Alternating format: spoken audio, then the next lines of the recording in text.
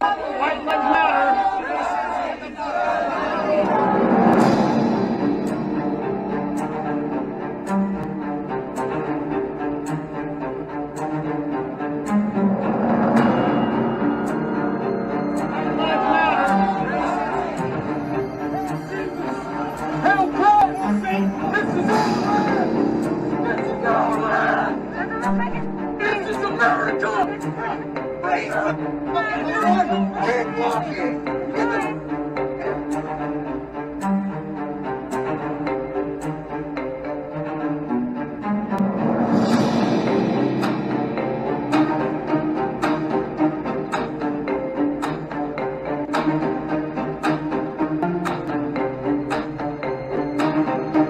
This is what true community looks like. We're not here to engage our trolls. We've already won this war. They're not here to oppress us as a group because they've obviously chickened out. But there are people here. They're still here. They're still trying to get us. They're here to be destruction and disruptors. We're going to stay focused on the goals, community, unity, and love to each other.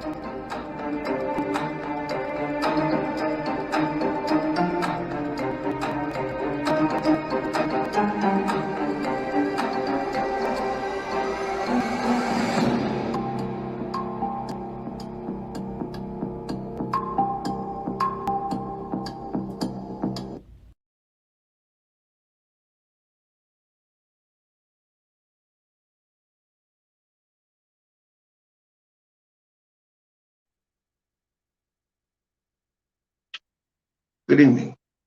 Welcome. Welcome back to Panther and Cage, where we believe there's no such thing as a dumb question. I'm your host, Panther, welcoming you to another Panther and Cage Freestyle, Freestyle 7. Panther and Cage is a vlogcast where we talk about a variety of topics. We cover them from a unique Afrocentric perspective. Most of the items that we talk about are spoken from that unique Afrocentric perspective, but it is intended to be an interactive vlogcast. That means that we are here to engage in a progressive and relevant discussion, but we want to have the audience participate in examining and destroying the negative narratives that historically perpetuate racism and white supremacy. We have tried to bestow upon the audience the fact that they are the most important part of this live stream, and that these live streams and any other content that we get posted on our Facebook page, we welcome you to share that content, to like, and to responsibly comment. If you are this is your first time joining us, I would like to personally welcome you to Panther and Cage, and I hope that you enjoy it. Tonight is another freestyle conversation where we can talk about anything that the Panther and Cage viewing audience would like to bring up. Now, if anybody is in the comment section now, which I'm going to check to make sure before we get started, because I'm going to get right to it.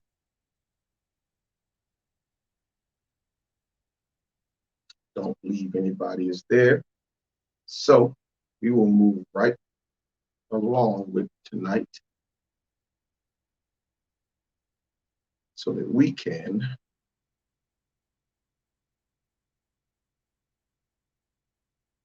cover some of the content. Some things we're not going to be talking about, but we know that tomorrow begins the closing arguments of the Derek Chauvin trial. And I know that there is a situation going on with an E7 in the United States Army. Apparently, it was a drill sergeant and accosted a young African American male who was walking through the neighborhood. Gave me some of the chills and some of the thoughts towards Ahmaud Arbery. And we haven't gotten a chance to actually cover those in detail. Those are kind of traumatic, and we're going to try to see if we can get that information to you. Although this is very difficult for us to cover these lynchings and these modern day murders, in a detailed fashion, and not feel that or not experience some sort of issues or trauma that comes along with it. To honestly a part of the Black experience in seeing these murders over and over again is to put yourself, to be empathetic and put yourself in that position, and to see yourself murdered over and over and over again, and to find the smallest excuses, such as, you know, a mistake that you may have made in your past, and how that has deemed you okay to be murdered today. I hate that narrative. And so that's why we exist, to destroy those narratives, to actually examine them and destroy them so that we can move forward in progressive conversation. As I said, this is your Freestyle 7.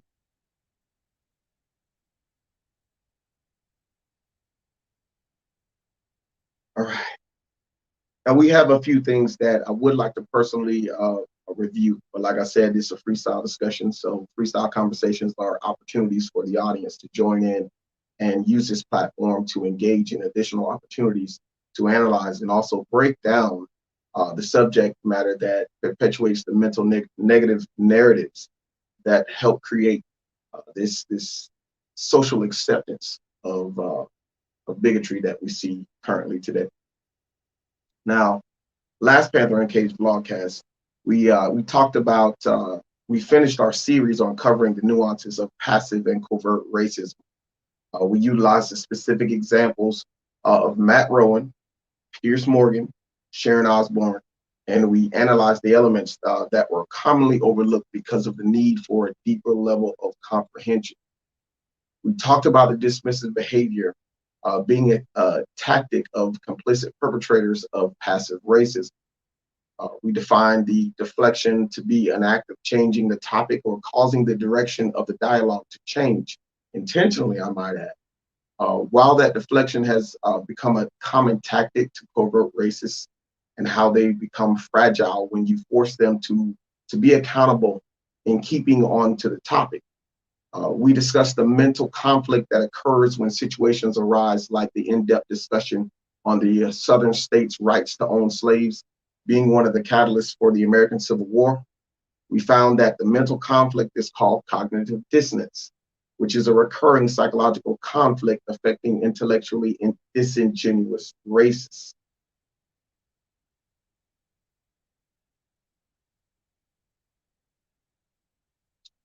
We discovered how cognitive dissonance has been used to generate false narratives, like the false equivalency of Irish slavery, how that specific narrative conflates the difference between indentured servitude and chattel slavery. The explanation that clarifies the use of that narrative to diminish the degree of impact that white supremacy has had upon African American history. And in addressing that, in addressing that matter, we are looking to hope to expand upon the subject of Irish history, hopefully on the next Panther and Cage. That is where Cage is. He is off on special assignment and has been on special assignment for quite some time. And it's absolutely necessary so that we can bring you quality information that you can utilize in your day-to-day conversations, so that you can add to the information that's already stored in your massive brain, and use that when you're having these sensitive cultural discussions. Now, we closed last week's Panther and Cage by examining how most ignorant people try to dominate the national conversation on race in America with irrelevant conclusions and irresponsible pseudo-theories that earn the perspective that their efforts are disingenuous and hypocritical. The example we specifically discussed was the narrative that you currently see to my left, where a Facebook post was falsely claiming that Irish were slaves and systematically sold as slaves, and how it intended to deviate from the issues surrounding anti-Black racism, and how it was shared on Facebook up to 1 million times. Now, attempting to trivialize and deny centuries of institutionalized race-based slavery, the post was fact-checked and debunked by an Irish historian by the name of Liam Hogan, and the Reuters, I might add. And it was just another failed response effort to avoid accountability. We see this quite often.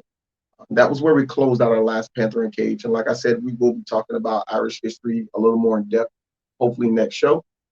But for tonight, we're going to move right to some of the actions that I just mentioned of trying to escape the consequences of accountability.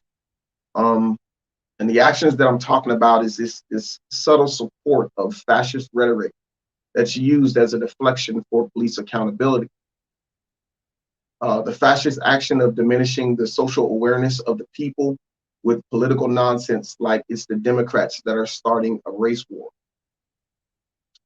You know, I had a personal family outing this weekend where that kind of rhetoric was brought to me and right in front of my children.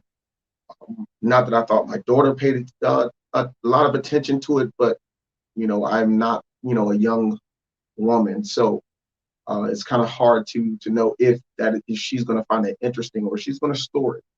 Anyway, my kids aren't toddlers. They're not at elementary school level, but they still are in the developmental stages that is often overlooked because of the teenage community, where it's assumed that they're capable to be effective in self-government. Any parent knows what I'm talking about. My point is that this kind of speech was uttered in front of my children during this family outing. And that means as a single father, especially as a Black single father, I'm going to have to take the time once we get home and have that talk. We're going to have that discussion. Now, it may cross into historical political deviancy that's associated with historical racism and the discrimination that it produced. But I can't just say just because I was physically exhausted, I don't have the liberty to be able to say that, you know, we'll talk about it tomorrow. It forces me as a Black father, it forces me and my family to talk about the Black experience in America. And you all know what conversation that I'm talking about. So specifically, the one that was that alludes to the complicity of Americans trying very hard not to have that same conversation. But being Black means that I can't afford not to talk about it. That's just the fact. I'm gonna go check the comments to make sure we don't have any comments. And if there are any comments, go ahead and put them in. This is a freestyle. You can ask any question you want. If you want to try to deviate from the current conversation or the direction that the conversation is going, tonight would be the night you would be allowed to do that. However, since we're already in the middle of this, I keep seeing all these crazy memes that are flying all over social media. And it shows a little Black kid and a little white kid hugging, and the caption always reads, "Racism is taught." Or, you know, you have a little TikTok video to say something along the lines of "Love trumps hate. We don't see skin color."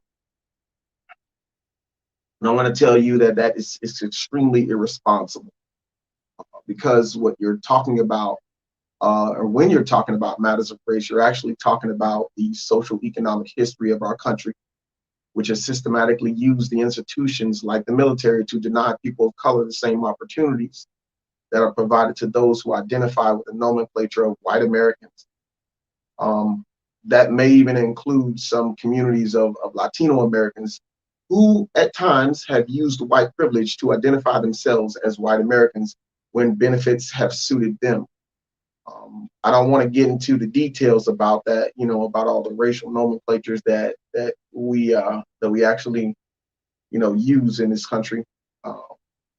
We actually need to discuss that, but we have to have a discussion first about what it means to be Black in America versus what it means to be white in America, as well as hashing out the constructs of whiteness, what it means. It's a very complex conversation, and we are not ready to engage in that progressively at this time. And I know so because I'm still seeing that intellectually superficial comments in communication that endorses ignorance, and that same kind of passive racism that we talked about last week. Now, using someone's political choice is an excuse for murdering someone is just downright disingenuous. It's no way to cut it, no way to slice it. Disingenuous, as in meaning lacking in candor, giving a false appearance of simple frankness, or just as you might think it sounds like, the opposite of being genuine and authentic, or as some people would like to just say, it's a flat out lie. I believe I'm one of those people. But we see that this time we're talking about politics, and we see this being used as a very popular fascist tactic of diminishing social awareness of the people. We understand that this is a disingenuous political rhetoric, and that it's very hurtful and harming to our communities through its perpetuation of cultural ignorance. Now, I saw this conversation during the week, and many of you who do follow me on my personal pages probably saw it and saw me making comments. I had time because I was actually reviewing some other data and information that I'm going to be using for a future show, next week's show actually. And I saw this conversation in the Titusville Crime book Facebook group. And it started off with on a progressive path. And I actually saw that in the conversations, several of those conversations or comments that produce conversations,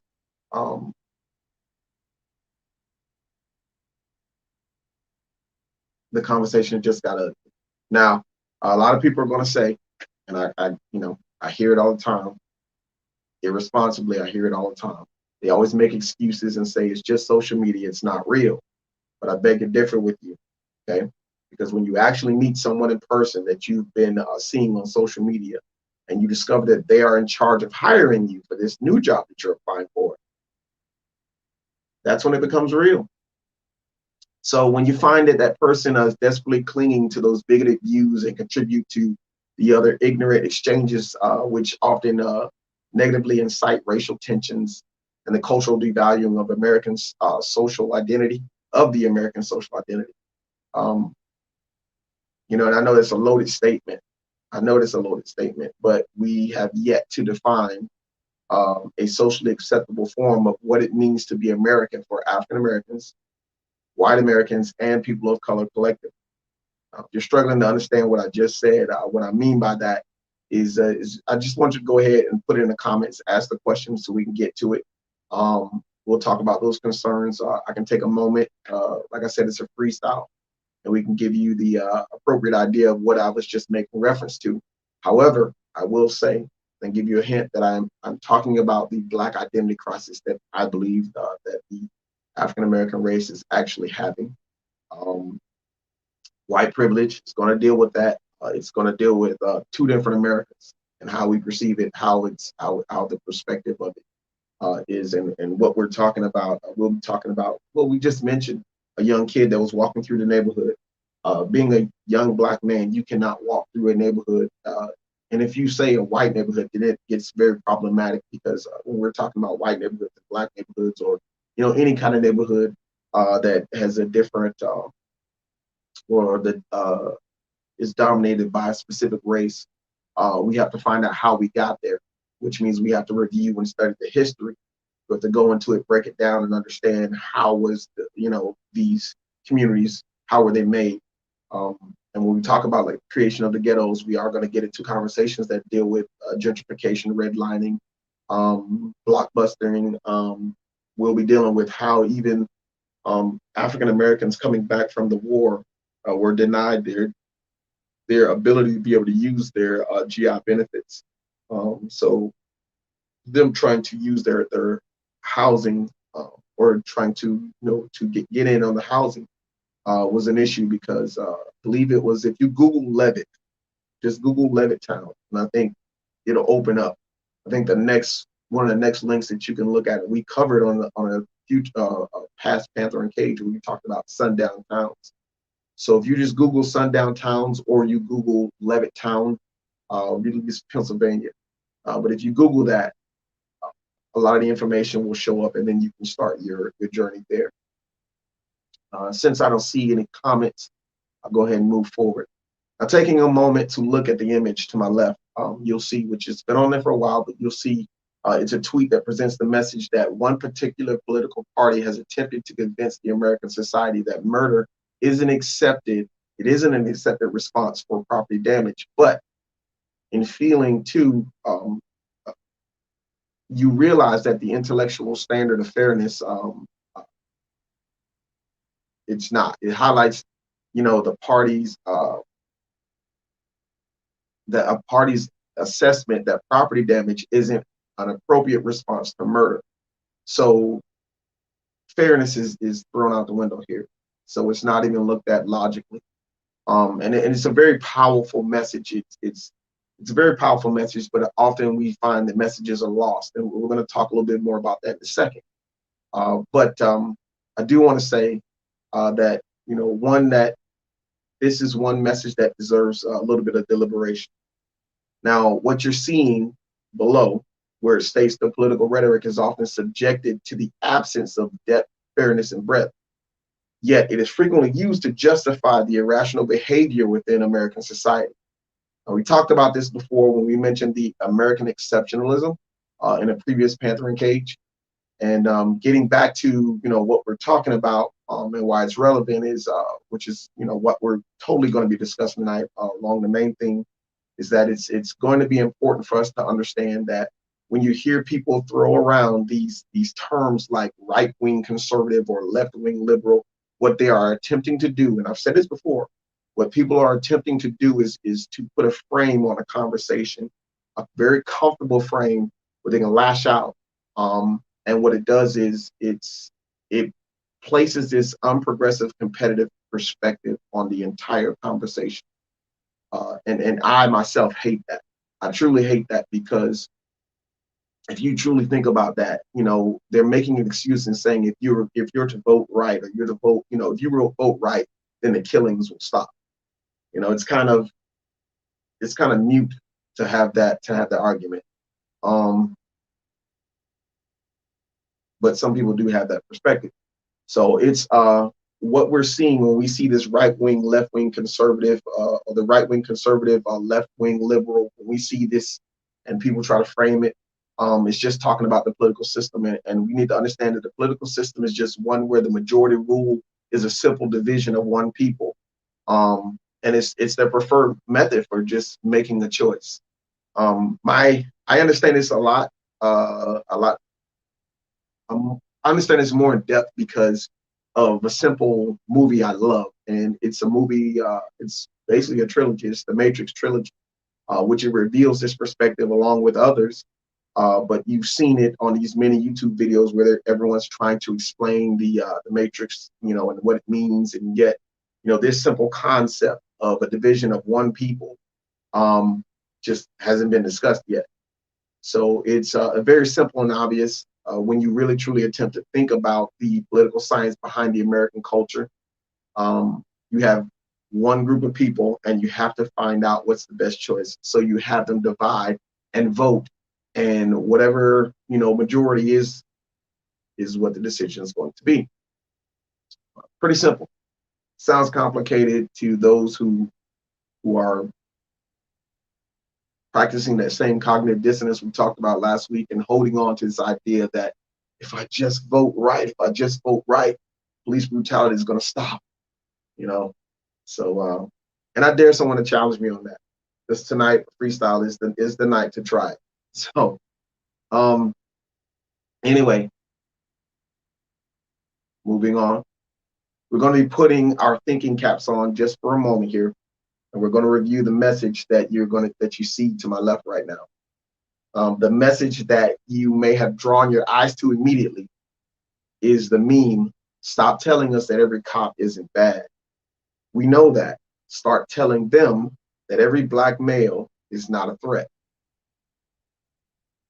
Now, this message is very clear, yet somehow it's still being misunderstood. The message contains breadth. It contains the element that demands the additional viewpoints be taken into consideration. It forces other perspectives to be discussed.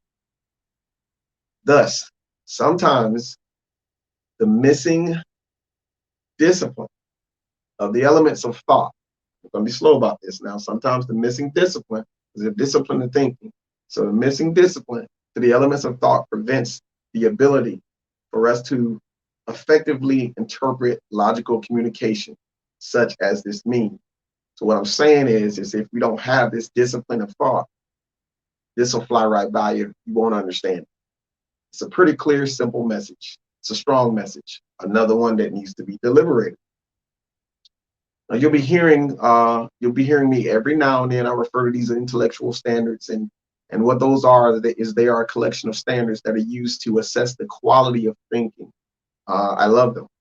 They help simplify a lot of complex things for me and allow me to move forward in my personal reading, in my professional life.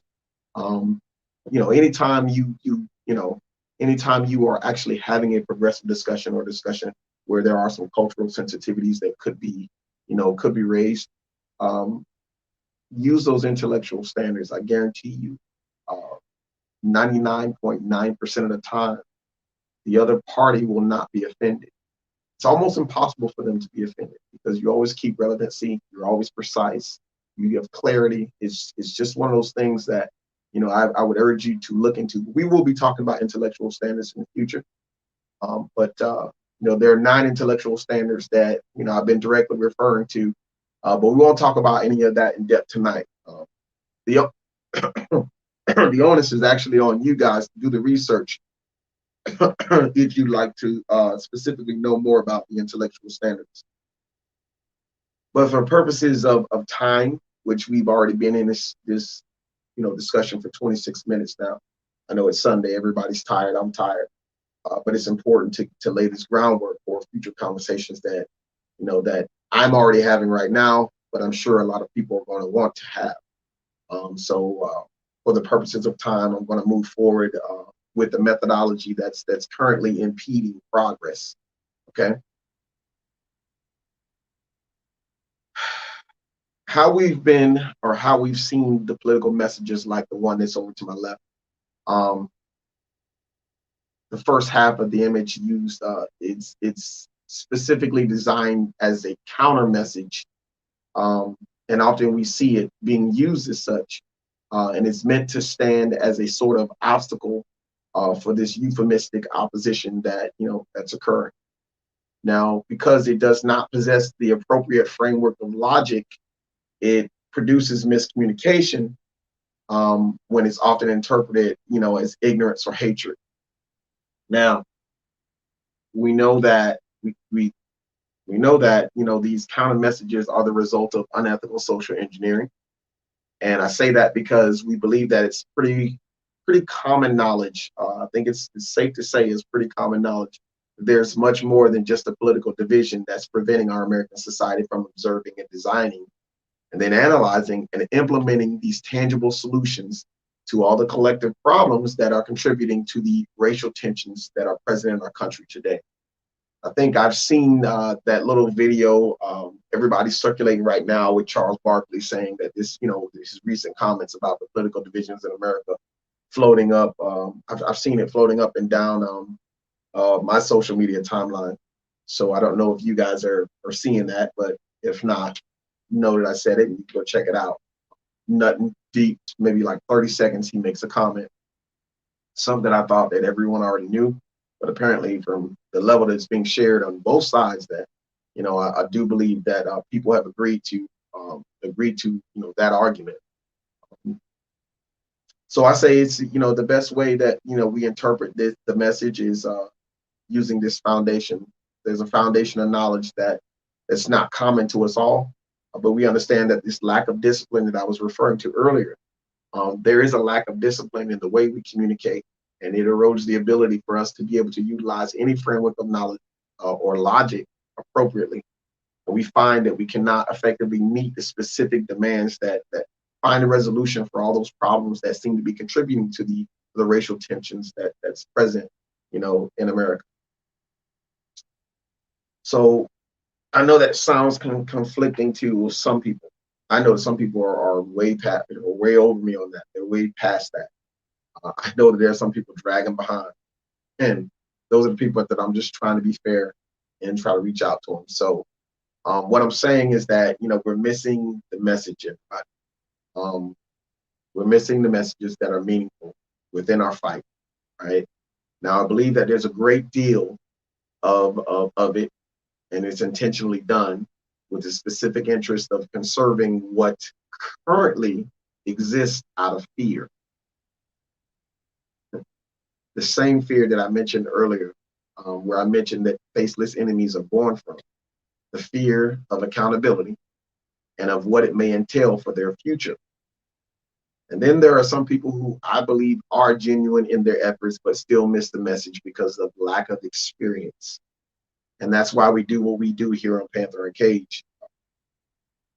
Now, I hope that everyone understands that the viewing audience will need to understand this as we move forward, especially next week. We'll be talking, about the Irish, the history of the Irish, everything Irish. And we'll hope to get over to maybe discussing a little bit about the Italians eventually. If there's anybody out there that would like to contribute to that conversation, send me a message. You guys know how to contact me. Many of you do already.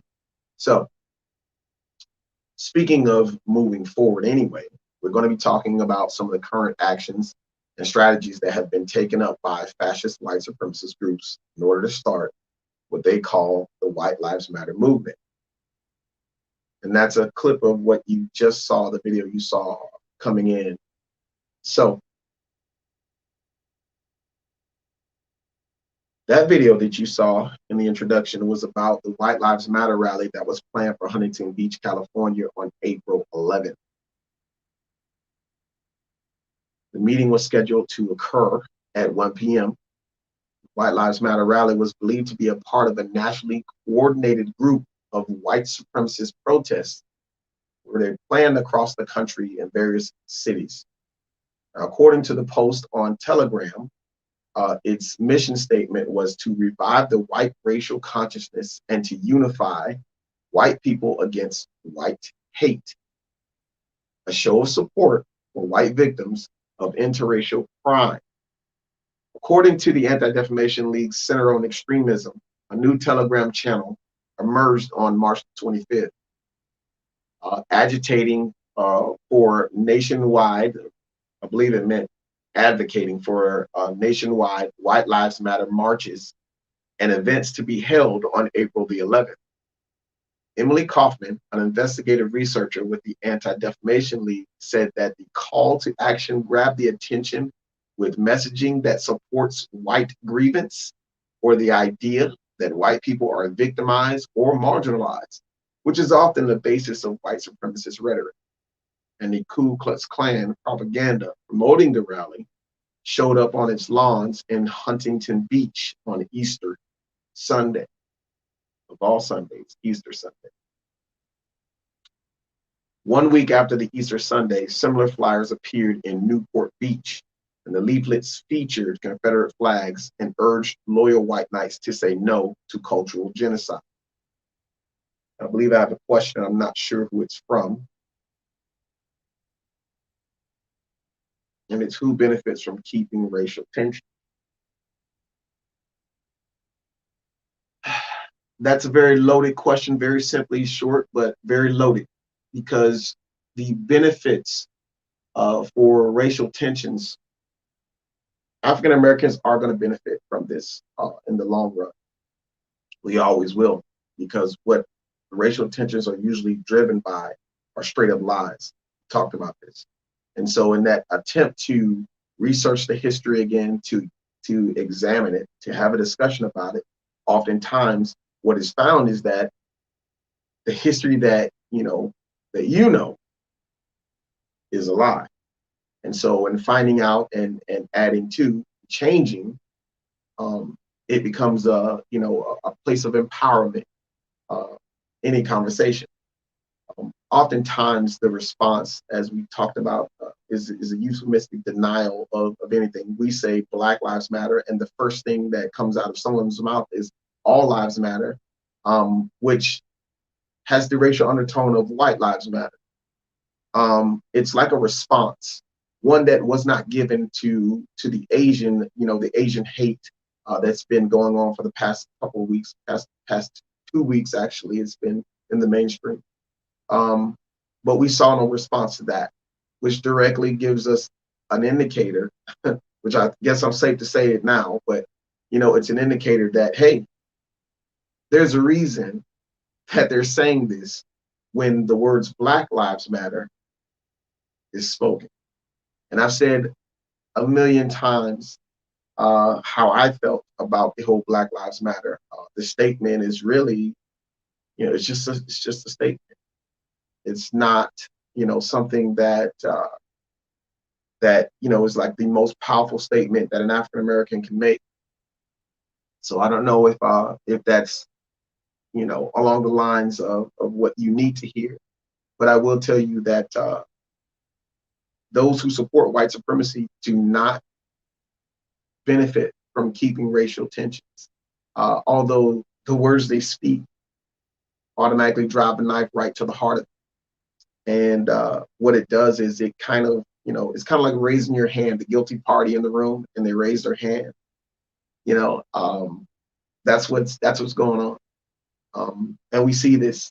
And I know right now there's this big gripe about cancel culture, but those who are complaining about cancel culture are really the ones who have been complicit and been holding on to, tenets of white supremacy, whether they realize it or not, whether it's implicit or not. I don't think that some of the things would be getting torn down, or some of the statues would be getting torn down. Some of the things would be removed if it were not this I have to hold on to this lie, this behavior to hold on to it. I really don't think that that helps. And then the fact that the way that it's explained with these hints and these subtle drops, which do not explain, kind of like we were just mentioning about like how the Civil War was about states' rights. And if you say states' rights to own slaves, and they deny this euphemistic denial of no, it's just the states' rights. We believe in little government. And I'm just like, really? That's that euphemistic denial that, lets us know, okay, guilty party has now submitted their argument, which is superficial at best. So how do I, now have this discussion and put out the facts so that, there's this, preponderance of evidence that now they cannot ignore. And so, like I said, it does not serve the white supremacists or those who are racist or those who hold on to certain tenets, whether it's implicit, it does not serve them at all. So I don't know who asked that question. Let me check out in the Let's Talk About It room, because I believe that's where it came from, because I like to be able to figure out who actually said that. If you can, go ahead and type your name or whoever you are, whatnot. I can't see, but I do believe they're in the Let's Talk About It, group, unless they're commenting from YouTube, which, I'm streaming out of YouTube, and I don't know if they're trolls, but trust me, this ain't the show for you. If you're trolling, this ain't the show for you. I'll try to figure that out.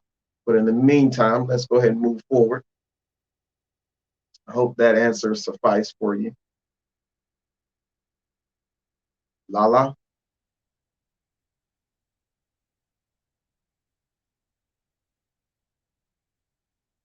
All right, let me go ahead and move forward. I do believe we need to move to the next. If you have any more questions, go ahead, put them in the comment section. Like I said, this is a freestyle. This is where you can ask those questions. Black Lives Matter supporter gathered at Huntington Beach Pier that Sunday morning to protest the White Lives Matter demonstration that was promoted in leaflets toting the Ku Klux Klan. Photos posted to social media showed that, they showed the flyers with words, "White lives do matter," and call for white civil rights. A Black Lives Matter Huntington Beach chapter founder by the name of Tori Johnson, who you saw in the earlier intro video, released a statement on Facebook. "We are united in Huntington Beach against racism and hate. White supremacy is not welcome here, and we will do everything possible to prevent this rally and defend our community from racist terrorism." At 11 a.m., that Black Lives Matter group got together and rallied, and that it began with about 100 Black Lives Matter protesters holding signs and shouting through loudspeakers, before a line of Huntington Beach police officers at the city's iconic pier. Now, police officers were met with the organizers, excuse me, getting tongue-tied tonight. Police met with the organizers of the rally to talk about the applicable laws and the regulations. Police said at 1 p.m., a second group began forming across from the location of the Black Lives Matter demonstration. White Lives Matter protesters mingled with the crowd of usual beach visitors, causing the officers and the deputies to move through the area around Main Street on foot, on horseback, and vehicle.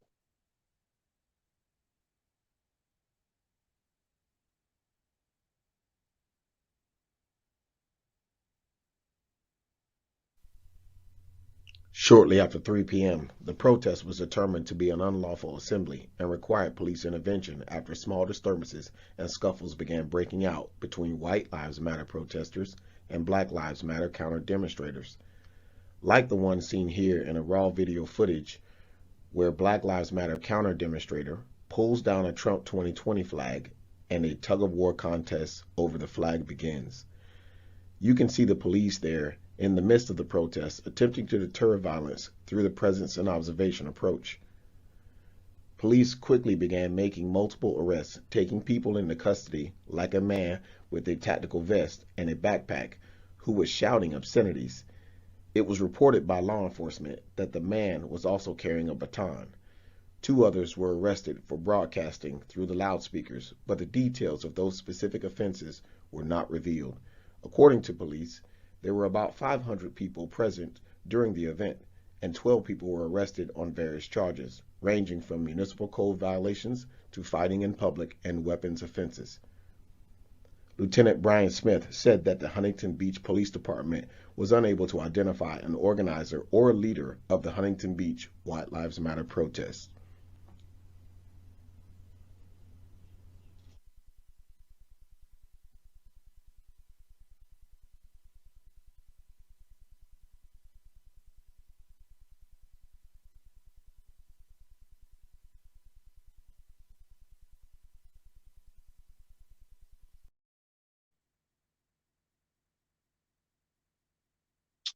Now, what I'm going to try to do is I'm going to try to see.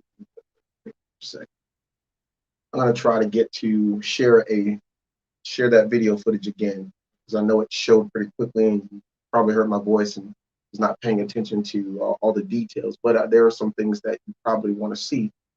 I would like to show you. So I'm going to try to share this video file again. So give me a moment before I pull this up, and we'll pull that footage up and we'll see exactly what was actually going on in that crowd.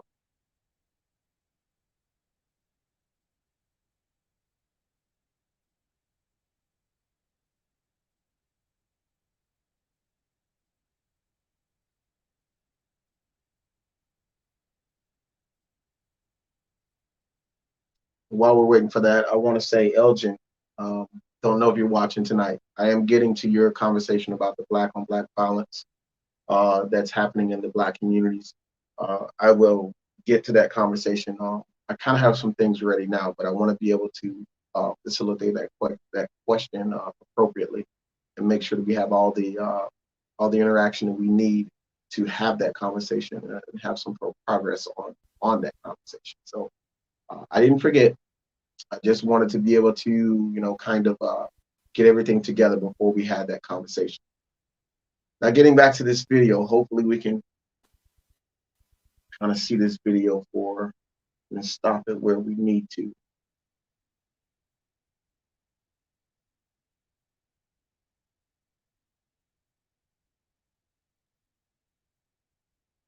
Let's see if I can find and locate. If I can get it to.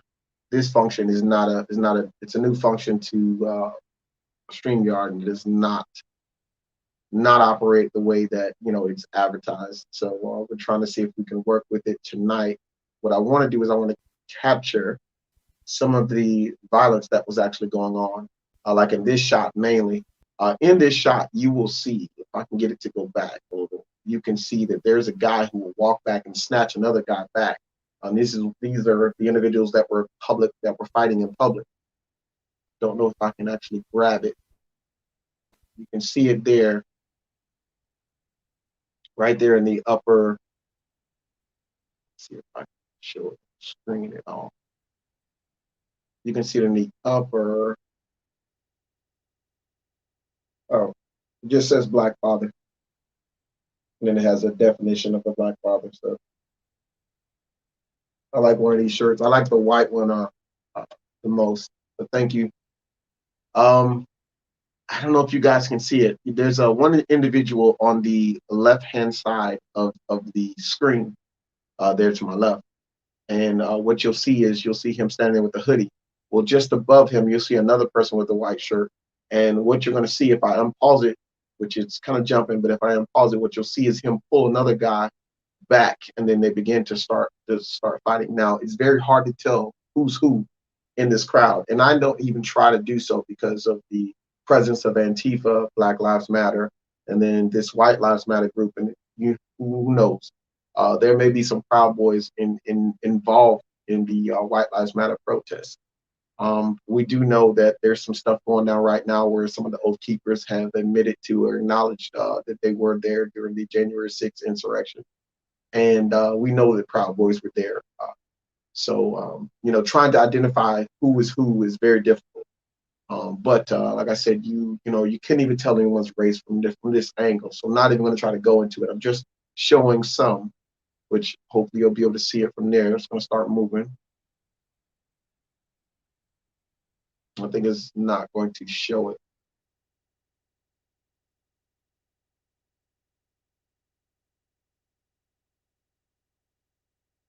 It's not going to show it. So I'll go ahead and get out of that. Move that from the screen. Try that. Just want to see if we could get that so you guys can look at that and check that out. It's very important to kind of see how this violence goes down. What I did want to mainly point out was that there was an individual that was carrying what I believe to be a firearm. And then there were two individuals who ran and one came back. So when you play the replay, or if you'd like to play the replay once the stream is over, go ahead and take a look at that footage, or just go find it on YouTube. Just type in Huntington Beach White Lives Matter. There are a ton of videos.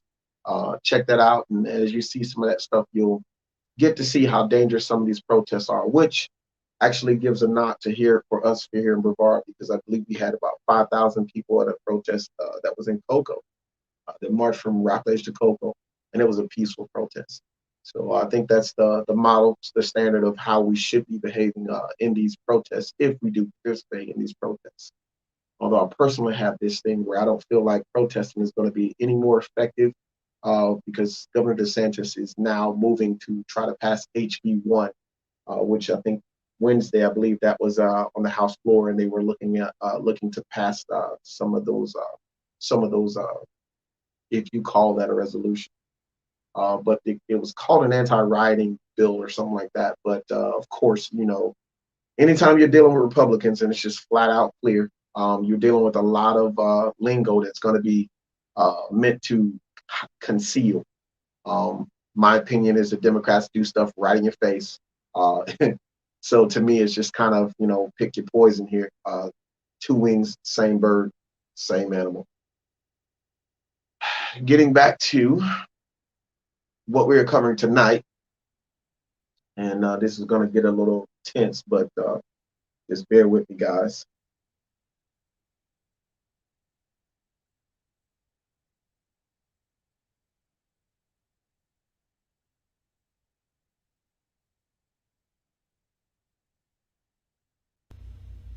Order, obey it. I'm honestly afraid to get out. Yeah, you should be. Get out. Get out. Get out the car. Get out now. I have not committed any crime. You're being stopped for a traffic violation. You're not cooperating at this point right now. You're under arrest you're being detained. Okay, you're being detained for obstruction of justice. Violation. I do not have to get out the gate. You haven't even told me why I'm being stopped. Really? Get out of the car now. Get out of the car. Get out of the car. Get your hands off me. You know what? Get your hands off me. Not a problem. Back up, I dude. didn't do anything. Don't do that. Sir, get out of the car now. Hey, sir. Get out of the car now. Sir, look, I'm trying to talk. Get out. Okay, I'm trying to I'm gonna talk. get out. Just Get out of the car. Can you please Get out. relax? Get out. Please relax. Get out of the car right now. Now. This is not how you treat a vet. I'm actively serving this country, and this is how you're gonna treat me. Back up, Daniel. I didn't do anything. Back up. Whoa, hold on. Daniel. What's going? Hold on. You have to.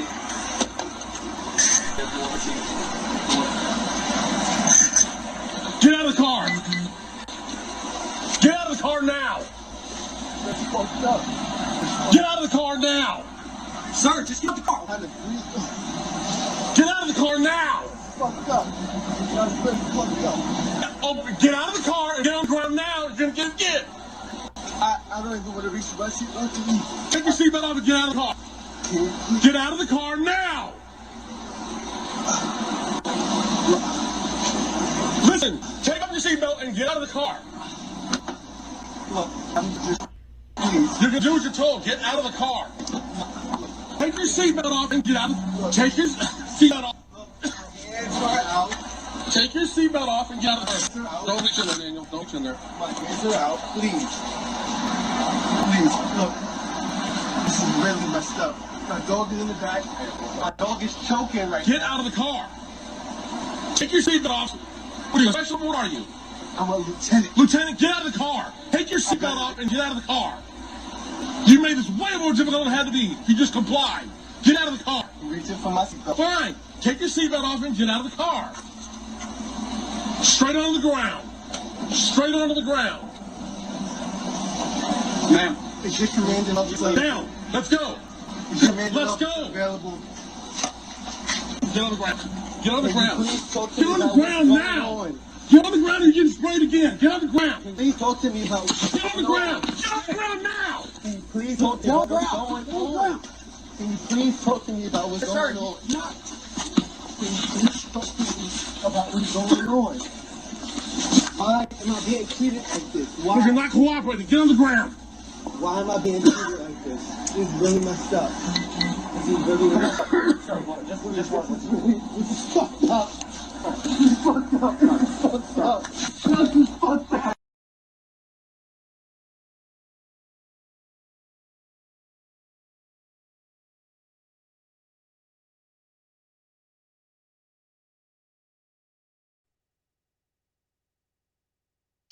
U.S. Army Second Lieutenant Karan Nazario was held at gunpoint when two Windsor, Virginia police officers by the name of Daniel Crocker and Joe Gutierrez exercised excessive force or excessive use of force by pointing their firearms and pepper spraying Nazario during a routine or what was defined as a routine traffic stop.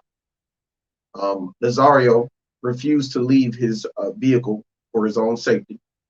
One of the officers reached inside and began pepper spraying him, and that was Officer Joe Gutierrez,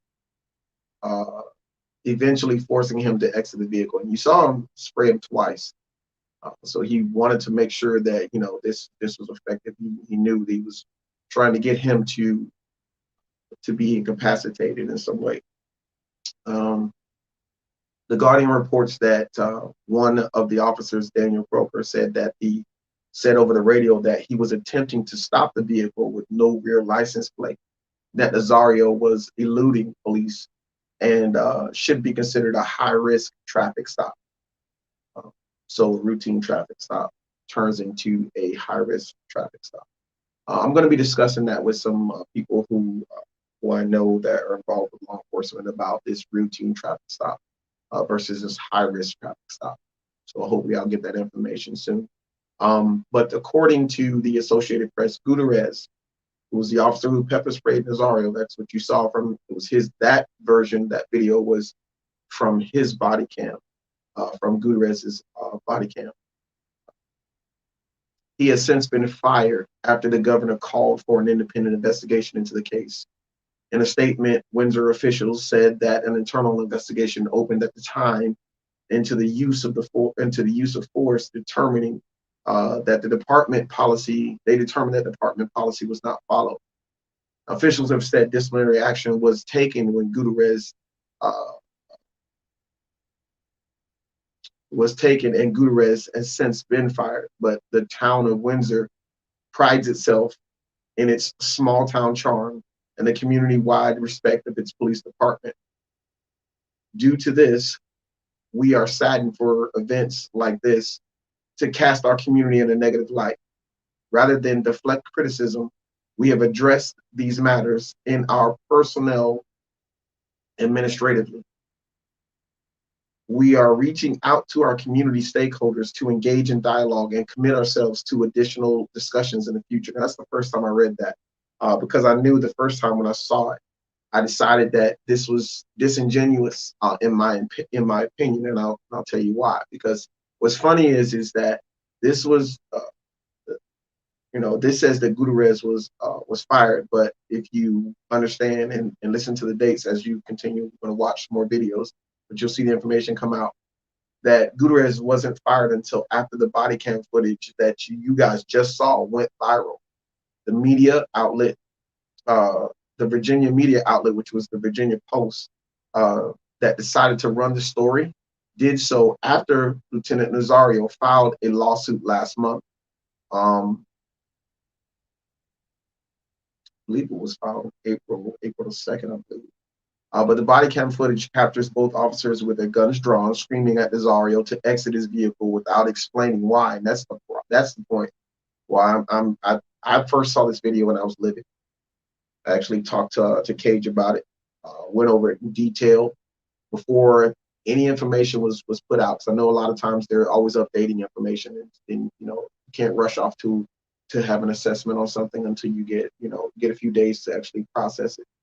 But I immediately called Cage about it, and we talked, and I was upset. I was irate because this was absolutely ridiculous. I gave him a list of reasons why, most likely that, this, was a traffic stop that, it wasn't like some of the other traffic stops that, a law enforcement officer could legitimately tell me and say, hey, I was in fear of my life, or hey, I was afraid. I didn't know this guy could have, yes, I've seen, some of the traffic stops. They are dangerous. You're dealing with an officer that wants to go home. But I just wanted, again, we talked about the message from earlier, the first half of the message. I want you guys to hear the whole message. Yes, the officer wants to go home. We understand that. So do we. So do those who get pulled over. And that's one of those prime examples of where I said the message gets lost, because some people only want to hear the first part of that message, or they only want to hear the part that they're interested in, having that bias on. So I'm just going to call it right down the middle. All right. So it's one of those things that, common sense. Anyway, like I said, body camera footage captured both the officers drawing their weapons and screaming at Nazario to exit the vehicle without explaining why. These cameras captured the footage of behavior consistent with the disgusting nationwide trend of law enforcement officers who, believing they can operate with complete impunity, engage in unprofessional, discourteous, racially biased, dangerous, and sometimes deadly abuses of authority.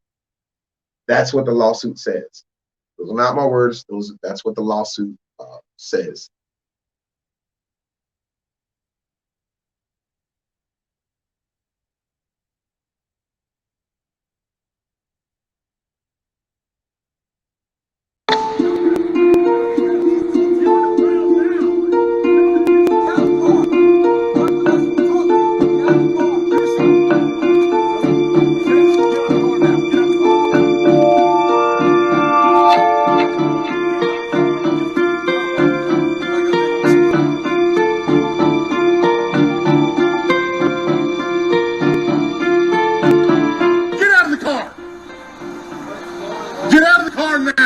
Received an order. Obey it. Yeah, you should be. Get out. Get out. Get out the car. Get out now. You're being stopped for a traffic violation. You're not cooperating at this point right now. You're under arrest. You're being detained. Okay? You're being detained for obstruction of justice. Violation. I do not have to get out the vehicle. You haven't even Really? and stop. I'm acting third in this country, and this is how you're gonna do that. I do. Whoa, hold on. Let's go. Hold on. Fuck it.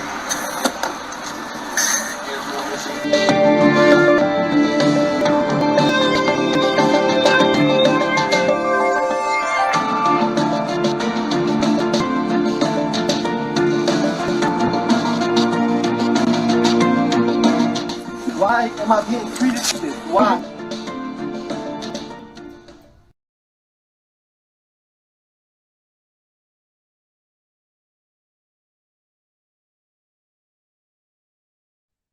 Now we're going to talk about this for a brief moment, meaning that you guys can go ahead and ask your questions or anything. You can ask me my personal opinion on this.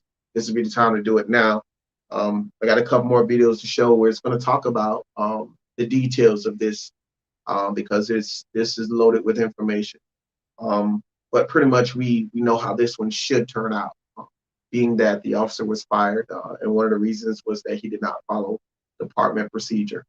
I do want to say that I have a close friend that I would assume they're a close friend that has let me know about the law enforcement officers and has stated that what I need to, or what I really do need to express to everyone in my viewing audience is that each law enforcement department has its own culture. And I think we understand that. I think we understand that with the laws, like Ben Crump was saying in an interview earlier, that this is something that we want, racial justice, social justice on the federal level. Yet what we're seeing is individual states like New York, pulling away qualified immunity. I believe, I know, is it Tennessee that's actually passed something with the anti-pro where you can't protest in the street. That's pretty ugly. But I do know that Florida's got this bill on HB1. Guys, Google that, look into that. There is a petition for it. I do believe there's a petition to stop it. I don't know if it's too late, but go sign that. Go find that petition and sign it. Most likely, most petitions are on change.org. So once you sign one petition, I do believe they send you emails on all kinds of issues that are associated to it. But since I don't see any comments, the only other thing that I did want to say before we move forward is that I do believe he said something like he had a dog in the vehicle. So I could get, could be like, maybe they were afraid that there was someone else in the vehicle or whatnot, but obviously that's an excuse. Looking at indicators from his language, ride the lightning, which I'm associating, or I at first associated with, he was going to tase him.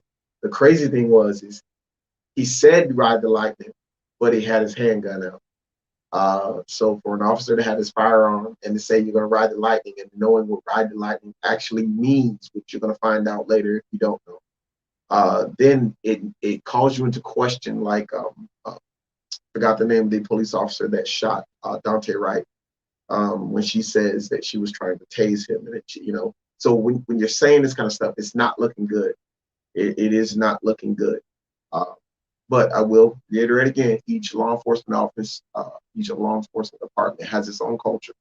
And it's obvious that the Windsor, Virginia law enforcement police department does not, permit their officers to use excessive force or to racially profile. Over the weekend, a video went viral from an incident that actually took place on December 5th, 2020. In the video, we see Second Lieutenant Karan Nazario being pepper sprayed multiple times by a Windsor, Virginia police officer. Lieutenant Nazario has filed a lawsuit with the U.S. District Court citing, quote, unlawful seizure, excessive force, illegal search, violating his First Amendment right to free speech, and common law assault, battery, and false imprisonment. Joining me now to discuss this is Second Lieutenant Karan Nazario's attorney, Mr. Jonathan Arthur. Mr. Arthur, thank you so much for joining me. First of all, before we get into the specifics of the case, the most important question I have is, how is your client doing right now? So he's hanging in there. The attention and the outpouring from the media and from really our fellow Americans has been phenomenal and supportive for him. When the news story first broke, we were expecting the trolls, because the trolls come out, but the support from the people in the community has been, it's helped him a whole lot. We're still concerned about retaliation from law enforcement and concerned about retaliation from some of the elements that like to back law enforcement actions no matter what they do. So talk to me about that. What exactly is he concerned about? I know you said retaliation. Has he been getting threats? Has anything happened to make him feel this way, or is this a general feeling of just racism in the nation? Well, I mean, we'll say yes to the last part. You go to the part about the threats. I mean, if you take a look at the video, the officers threatened to destroy this man's military career if he spoke out, right? And, you know, if you've seen the documents and read the lawsuit, we're alleging and we believe that they went back to their police department right after they pulled this stunt and put statements that were materially false into the record in the event that they needed to pull the trigger, if you will, on this retaliation. So now that he decided to speak out, put himself on the line, he's worried about the retaliation.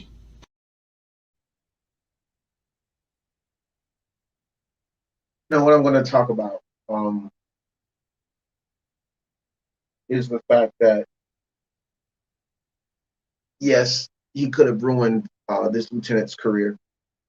Something I talked with Cage about, and I told him, I said something about, you know, there being a clearance that sometimes is required to do your job if you're a military officer. And that clearance would be put in jeopardy if he be arrested and convicted of committing a crime. So this is why one of the reasons why I said it's most likely that, you know, unless they really thought this was a case of stolen valor, which is where someone pretends to be not law enforcement, but pretends to be military. But unless this is a case where these law enforcement officers believe that it being a case of stolen valor, you know, just the instructions were wrong. And I don't know if he was training, if Gutierrez was training Crocker, or you know, you could tell by the instructions that Gutierrez gave Crocker that maybe that he was the supervisor or the senior officer. Other than the obvious age difference that you know, the image or their physique gives you.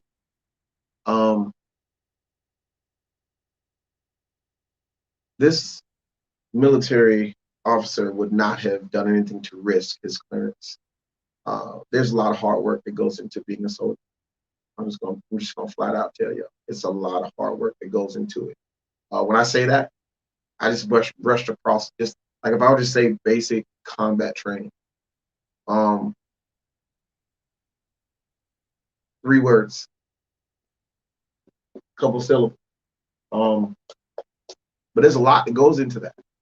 There's a lot that goes into those 3 words. So we're talking about an Army officer, someone who has taken the time to make sure their finances are in order, that their record is clean.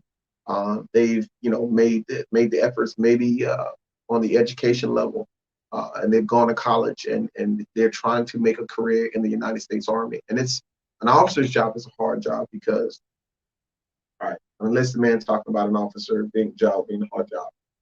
Mark this down because you're gonna see that often. Just a little joke for the military fellas out there. But I say it's a hard job as in the form of leadership, being an expert or being someone who practices and executes a certain kind of leadership. What makes it hard is the responsibility that you're given. There's a lot. You're not gonna mess it up over a broken, busted tail light and mouthing off because there's a broken, busted tail light. You're not going to do it. You know, if there's something, if a tag is off the vehicle, you know, it could have fallen off the vehicle. That could be something that could have happened. Hey, it could have been stolen, depending on what, you know, where you are, what area you are. It's not like Army bases are always in the best neighborhoods anyway. You look at the property value where the Army puts their bases from where Air Force seems to put their, or I should say, forts is for Army, and then bases are for the Air Force. So when you look at that, know that, you know, your license plate can get stolen. Vehicles do, you know, become vandalized, especially like if you're in New York. So that could be one of the reasons why the license plate is not on the vehicle. But for the officers not to investigate appropriately or not even tell him why so that he could be alerted to, oh, I don't have a tag. It was just, automatically they would just went from 0 to 100, 2 different, firearms pointed at him, and he showed great courage. Stuck his hands out the window. He was afraid to get out. I would have been afraid to get out with him yelling like that, because it seemed to be like no matter what the situation was, he wanted Nazario on the ground, which isn't right.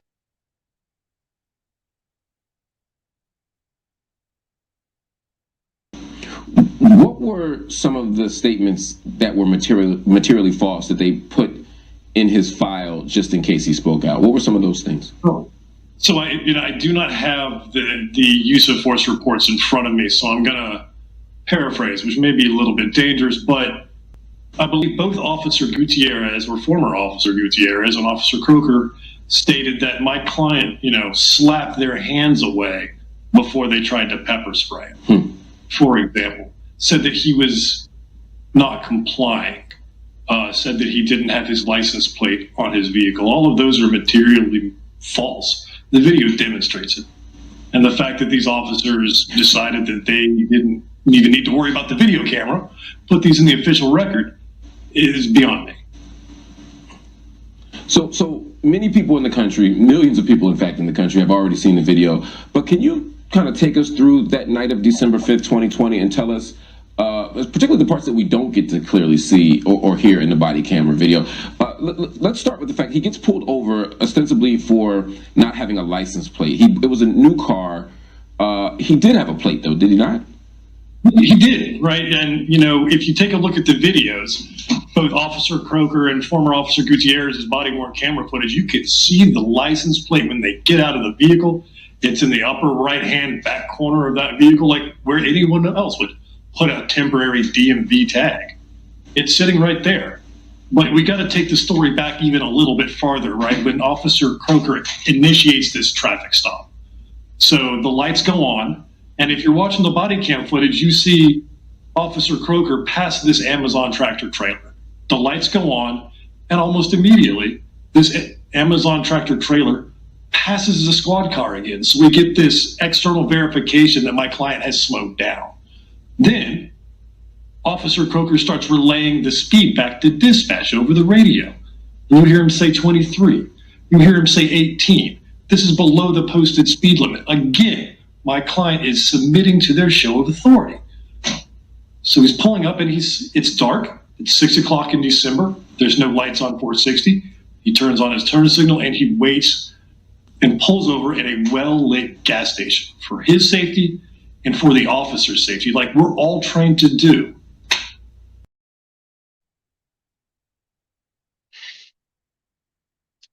In the last video, he talked about the officers going back and falsifying the data, falsifying the reports. That's a big situation, right? But before he talked about that, he talked about the officers saying that Nazario was hitting their hands away. And if you have been following Panther and Cage for the last couple of weeks, you know that we have been talking about racial profiling. We did like 4 in a series. We did 4 shows where we talked about racial profiling and some of the key factors that are involved.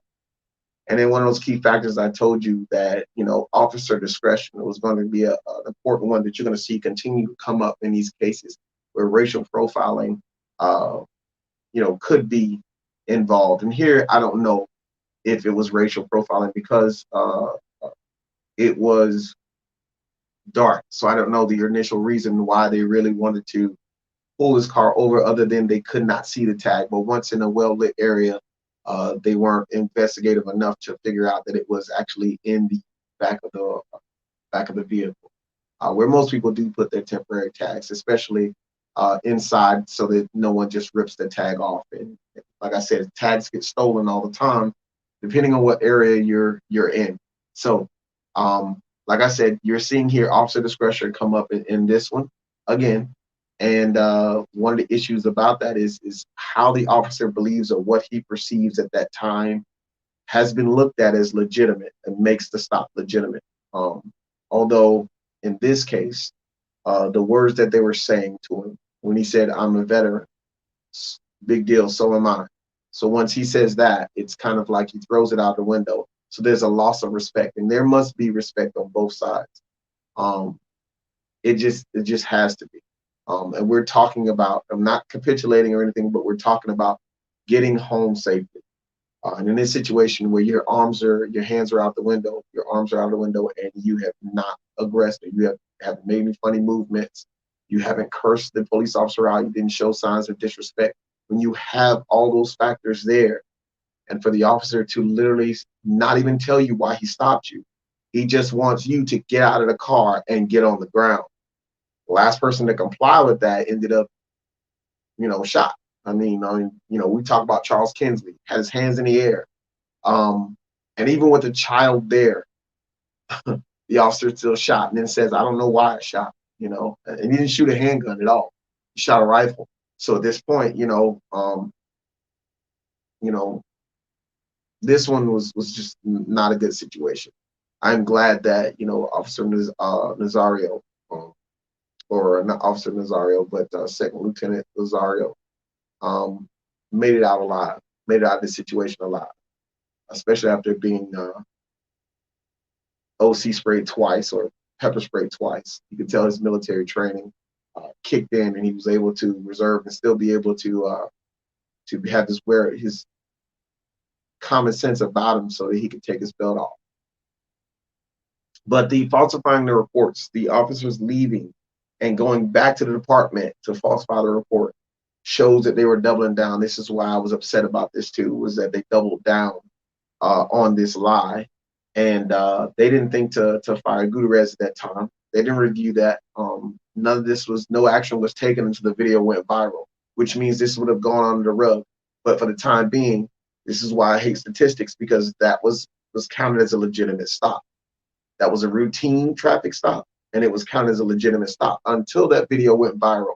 And then the court of public opinion, pressured them to see this was not a good stop. And then they had to change this.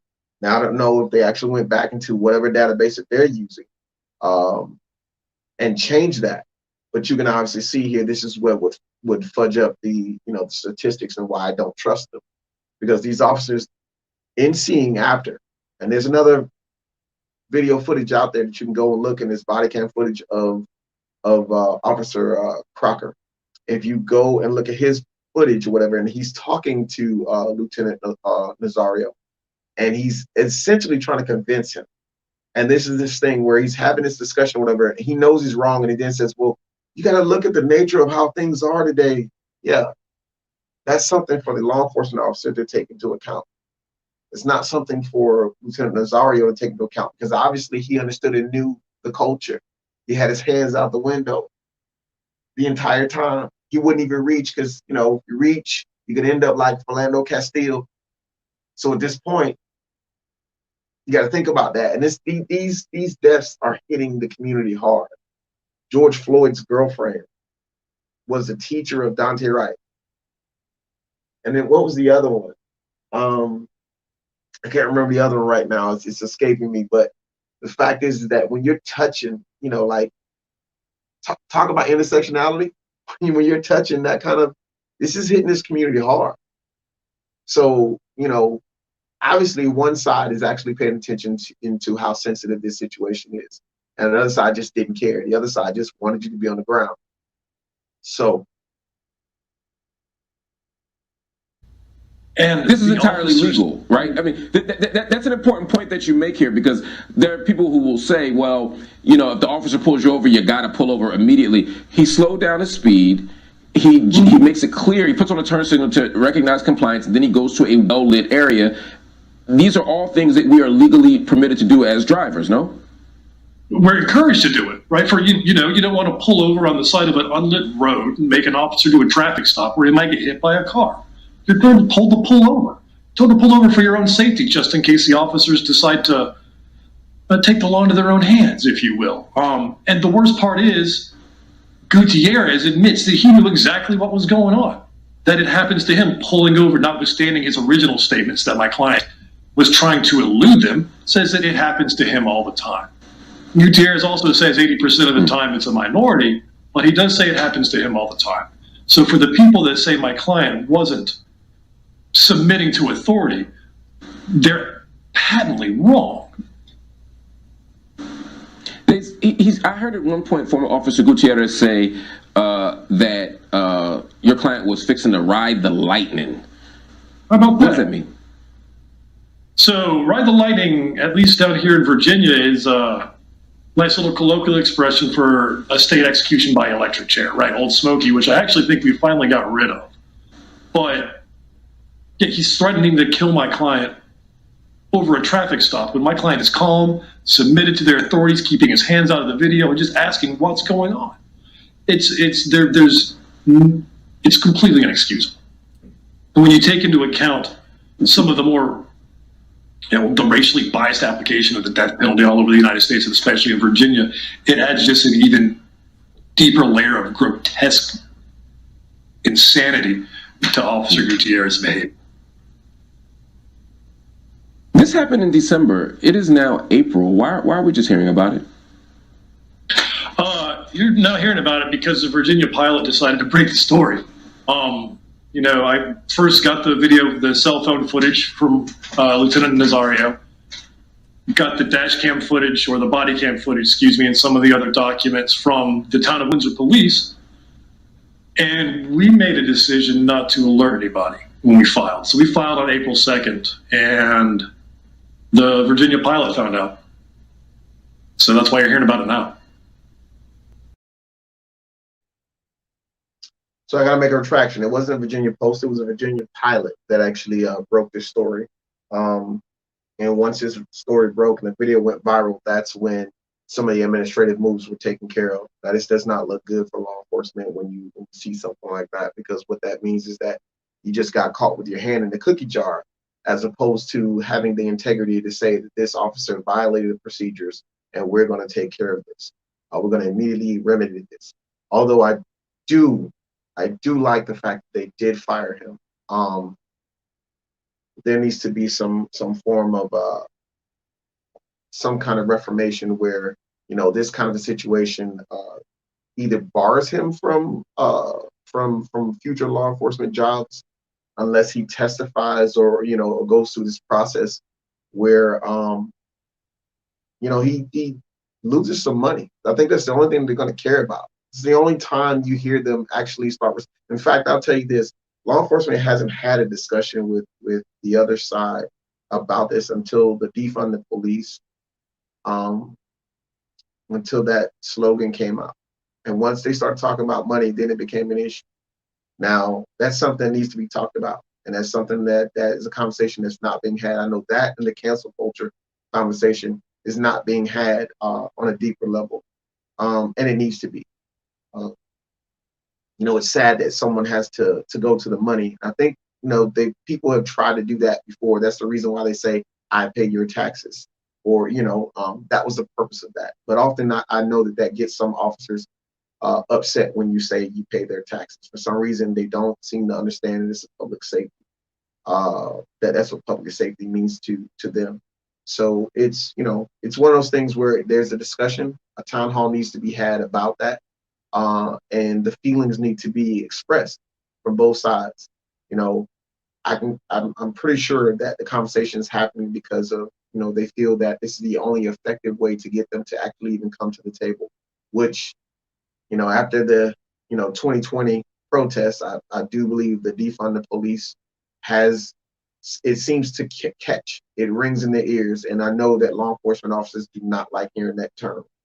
So that's a conversation waiting to have. If you guys want to have that conversation, like I said, get in the inbox, DMs, let me know. We'll get into that more in depth when we get a chance. But for right now, I want to wrap this up. What does justice look like in this instance? A lot of times when people get killed, we say, we can't get justice because the person's no longer with us. In this case, the officer's fired, the video's viral, the governor, everyone from the governor on down, and maybe even the president at this point is paying attention to this story. But what does justice look like? Well, only one of the officers was fired, right? The second officer, who conducted a patently illegal search, reloaded a firearm, placed it on the driver's seat, and made my client try and figure out how he was not going to get shot in the back when he got in his car because he was going to touch a firearm with two officers behind him who had already threatened to kill him. You know, what does justice look like here? Obviously, that these officers are precluded from being officers again, right? We can't have this type of behavior. We can't have these people running around terrorizing the populations. Justice would look like precedent that we can use in our court systems to overcome things like qualified immunity, to hold these officers accountable. It will look like retraining, revamp of procedures, a retooling of the police state. Whether we will accomplish this, well, I do not know. But justice looks like no longer having to worry about whether you're going to get murdered at a BP gas station because one of the cops initially thinks he may not see your license plate. Jonathan Arthur, thank you so much for joining us here on Black News Tonight. And that was Mark Lamont Hill of Black News Tonight. Got to give him credit for asking the tough questions, the precise questions there.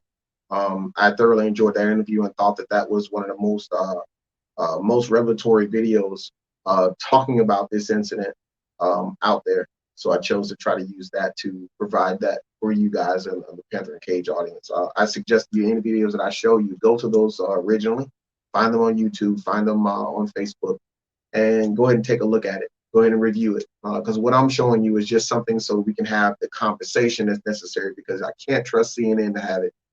They're dropping the ball. They've been dropping the ball for years. The fact that they had Harry Hope on there for about, for 2 or 3 years or whatever, that was just, used to make me want to vomit. I just couldn't believe, like, how would you even go to his opinion? Like he literally was just, I didn't want to talk about it. Anyway, the conversation not being had. We know this not being had on Fox News. They're purposely deflecting or driving to a different conversation, or they use this diminishing argument about the black on black crime theory. It's not being had. So tonight we needed to have this conversation about the all of the nuances that are involved in the Lieutenant Nazario pullover. And from there, the reason I wanted to state the reason why we even watched that video, not to bash law enforcement officers, but to further reiterate on the one of the things that we talked about when we talked about a solution. And a lot of times we kept hearing this solution over the past year. You know, black people should join law enforcement. Well, I don't know if that, we talked about blue line, the thin blue line, and not the thin blue line, but the blue wall of silence. And we can see here, even if you're military, that's not going to cut me. Absolutely. And for those who say, oh, no, it's not, racism doesn't, it's not in the military, whatever. We just saw, was it Jonathan Petlin and whatnot? Wouldn't you let a guy walk down the street? So yes, racism is pervasive, and this is the reason why we talk about it, especially here on Panther Cage. But Willie Taylor said that one of these solutions was to join law enforcement.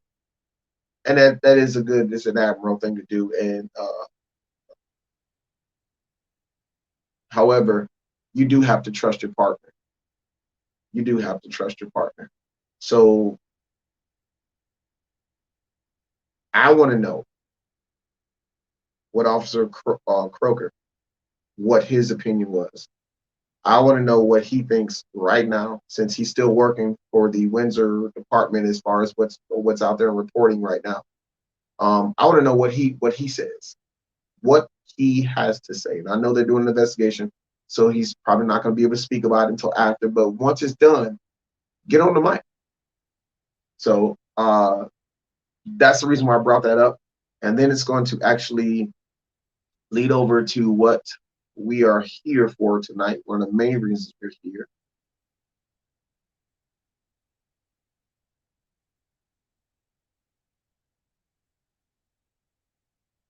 And evidence of racism within the military.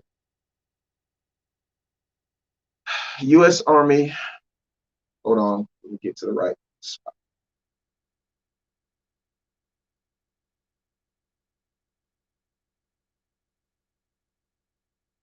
According to Raw Story, leaked recordings revealed that a Raleigh, North Carolina White Lives Matter organizer and self-proclaimed U.S. Army Virginia National Guardsman wants to form and launch a new above-the-ground fascist movement to deal with a race war. An aborted White Lives Matter rally in Raleigh, North Carolina didn't happen because of the anticipated support from the Proud Boys did not materialize. This information is according to recordings from an April 9th voice chat where the host of the North Carolina White Lives Matter channel on Telegram, known as Bolts, abruptly canceled the White Lives Matter event and changed the name of the channel to American Union Fascists. After he learned of the previously stated dilemma, and that the event was likely to draw significant opposition from anti-fascists, he canceled. In a post in a public channel, Bolts announced that the faithful remnants of the failed White Lives Matter effort are forming a new group dedicated to white power activism in North Carolina, which he hopes to ramp up this summer. Bolts lamented, the National Socialist and Fascist movement has been thrown underground in the last few years. This will stop with us. We are no longer going to be afraid to spread truth and hold space in public areas. We will start slow.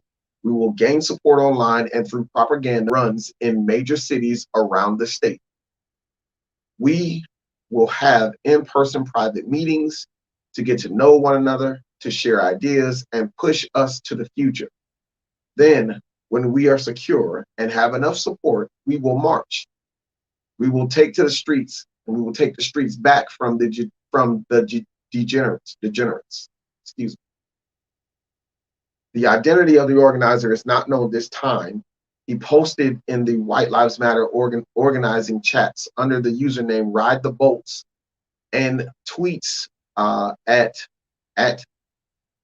FREIHET 2018, which now also doubles as the official account for a new American Union Fascist.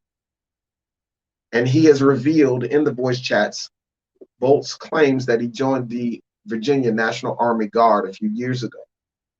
So during the April 9th voice chat, the cell leader told another member that of the nascent American Union, of the new American Union Fascist, that his military occupational specialty, or his MOS, was 13 Bravo, which is a part of an artillery unit. So I believe that's field artillery. Troy, let me know if that's right. After canceling the White Lives Matter rally, Bolts invited the cluster of supporters involved in planning for the scuttled event into a private voice chat to discuss the new launch of this new group. A major preoccupation of the discussion was how that they would be perceived in public. Now get a load of this. The optics for this is going to be key, Bolts said. We don't want to be out here. We can have our views. We keep them to ourselves. We invite these people in, we wake them up and give it to them dose by dose. And we get them on that level. But when we are out here or out there in the public, what we don't want to be doing is calling people the N-word. We don't want to be taking or talking about the hook-nosed Jew. The key to success here is above ground fascist movement. They're going to call us. Don't give them bullets, you know. The other members in the chat expressed skepticism about whether it would be possible to conceal their racism. It's tough to do that, a user named Jeffite said, sometimes especially. Bolts told the other members of the chat that he envisions a group that performs community outreach to people experiencing homelessness with some members filming so that they can later share the good deeds on Twitter and Telegram. He added that he hopes that the propaganda will elicit a response of, "It's freaking cool. These people are out here helping the homeless." I'm gonna place a link so you guys can read the rest of the story, because I grabbed the first section of that article. I read the whole thing, and there's a lot more to discuss. But we are approaching 2 hours. We're at 1 hour and 35 minutes. I don't know if anyone is still wanting to be up at this time of night. It's 11 o'clock Sunday. I'm willing to go further. I have a few more things that I would like to share, but I want to go ahead and finish this report, but sit the link in the comment section so that you guys can go check it out. It's at Raw Story. I didn't get a chance to do any extra research and find out about this website, Telegram. I know that that Cage and I talk about 4chan and exactly what that holds as far as like some of the racist propaganda that you can get there. And believe you me, if you want to find where they're calling you monkey, calling black people monkeys, gorillas, go to 4chan. You'll find it. I'm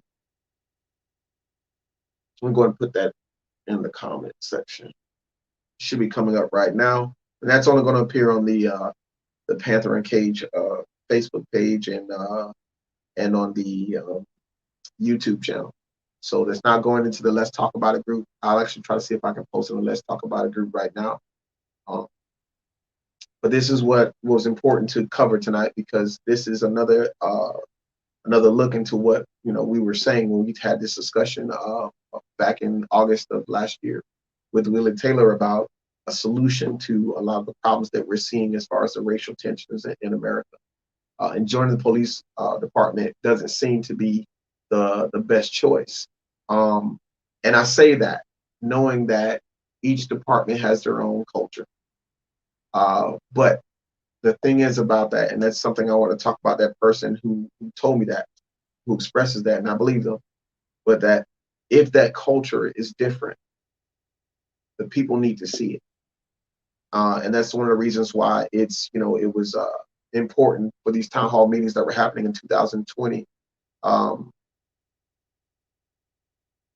People discussing and having discussions in these town hall, and all of the leaders that were participating. I know that we did not see from the most wanted person that they wanted at town hall in Wayne Ivey for our county, which was, does not speak well. What it says to me that, that Wayne Ivey doesn't care about black people. And I know people have said he's a good man. My son even says that he's a good person and whatnot, but I'm just going to tell you what it looked like. You didn't participate in any of the town halls. You didn't talk to these people, and they wanted to speak to you. So it looks like they didn't matter. Which is all the more reason for them to scream Black Lives Matter. That's just my personal opinion. I'm allowed to have that. It's a free country. And I dare you not to call me an American. Putting the link right now in the Let's Talk About It group, so you guys get that special treatment. I don't know if I should give it, but gotta be fair, right? Group that doesn't want to talk about it and have the people block you if you bring the truth to them because they want to say racist things and not learn. Your fault, not mine. But this is an issue. And let me go ahead and bring this on the screen so you guys can see it. This is an issue. White Lives Matter supporter in Raleigh, North Carolina. We know North Carolina has a lot of racists.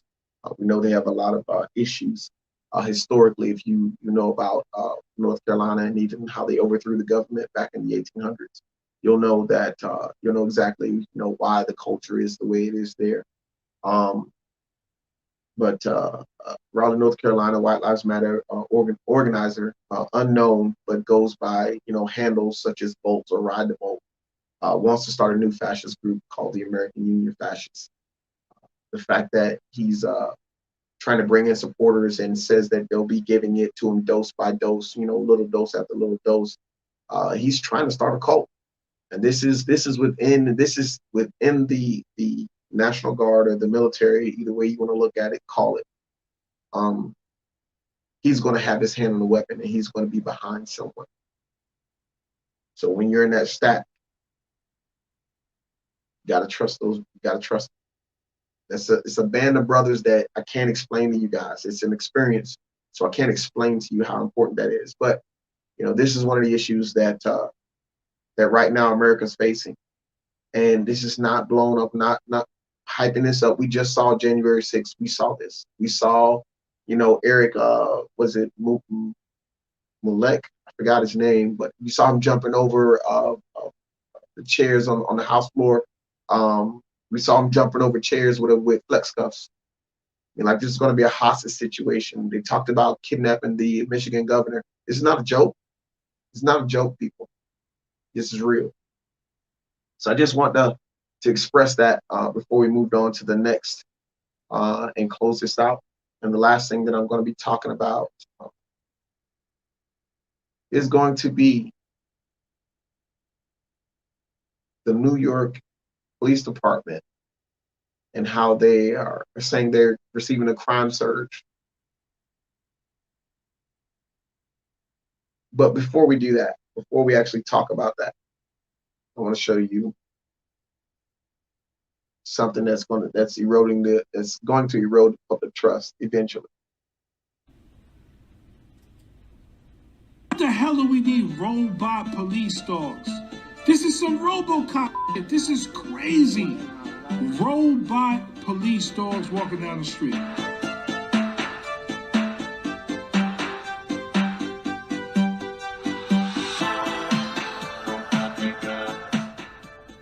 All summer, we in these streets protesting for Black lives. We screaming Black Lives Matter. We're marching in solidarity with people from across the city and across the country. We standing up to police brutality directly. And what did we get in return? We got police attacking people, brutalizing people, assaulting people for just walking down the street. We got another killing of Dante Wright. We got the murder of George Floyd, and we got Breonna Taylor and so many others that we can't comprehend. We scream defund the police so we can reallocate those resources towards something that focuses on true public health and public safety. Protesting all summer for Black lives, we were under assault. People living in poverty, struggling to put food on the table, keep a roof over their head, take care of their kids, afford childcare. All this going on. And now we got damn robot police dogs walking down the street. What the hell do we need robot police dogs?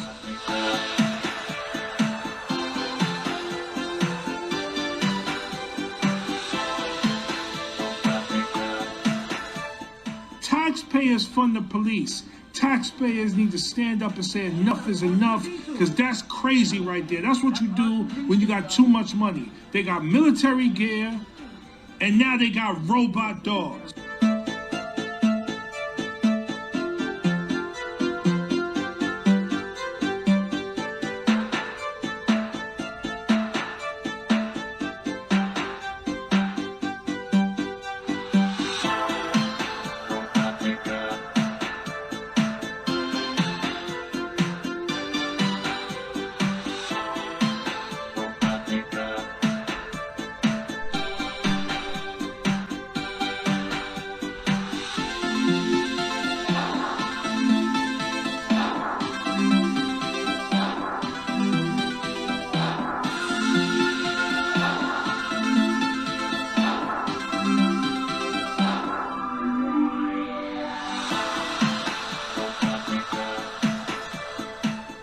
Further oppressing us. We're robots now.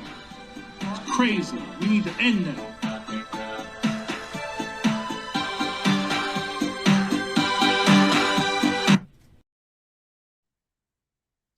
And what's important about that is that we have seen over the past year all these Boston Dynamic commercials, where not even commercials, but they were like these videos where they were showing that you could, kick this robot being controlled, through with AI, and where the robot's, is shooting and he's, got the shotgun and he's shooting at the targets. He's going through this obstacle course, and he's shooting the shotgun or whatnot.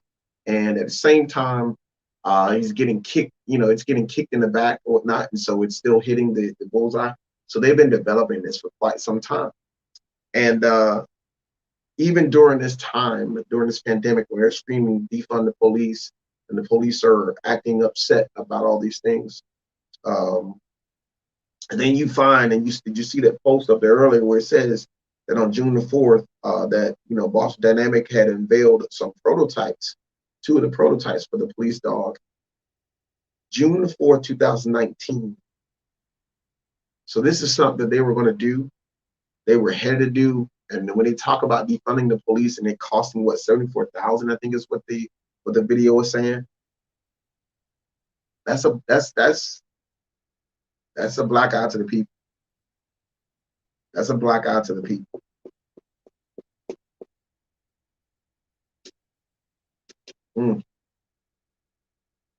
That's tough. That's tough.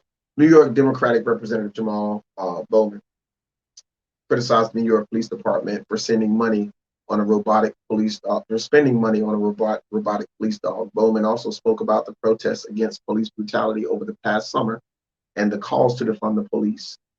You heard what he said. We scream defund the police so we can reallocate resources towards something that focuses on true public health and public safety. I'm not going to repeat everything he said, but what I am going to do is I'm going to get down to a point where he says, so you can't give me a living wage. You can't raise the minimum wage. You can't give me affordable housing. Instead, we got money, taxpayer money, going towards robot police dogs. The comments by Bowman came shortly after videos appeared across social media showing the New York Police Department deploying a robot police dog during a recent domestic dispute involving a firearm. A spokesperson for the New York Police Department told WNYW News in New York that the robot dog was on a standby and not utilized during the arrest. The New York Police Department Deputy Commissioner of Intelligence and Counterterrorism, John Miller, wrote to Newsweek, the New York Police Department has used robots for the last 40 years in situations involving bombs, true, barricaded gunmen, and hazmat situations. It's true. It allows us the mobility and the ability to get a visual perspective in the place where it would be too dangerous to send a first responder. Sounds legit. This robot is less than half the cost of the older robots. Now, I didn't know that, right? We currently use. Though it performs the same functions, it is unarmed. We can hold a conversation through its video and audio functions, and it's rescue oriented. It is not an intelligence tool or for spying, and given its appearance, those accusations are a little ridiculous. I don't think that's ridiculous. It's a robot in the shape of a dog. It's not going to sneak up on anybody to spy, the message added. Yeah, they said the same thing about those about the drones. Miss me with that. It's a bunch of New York has been known to be like y'all some lying jokers, man. I'm gonna tell you that. I'll be lying y'all behind off.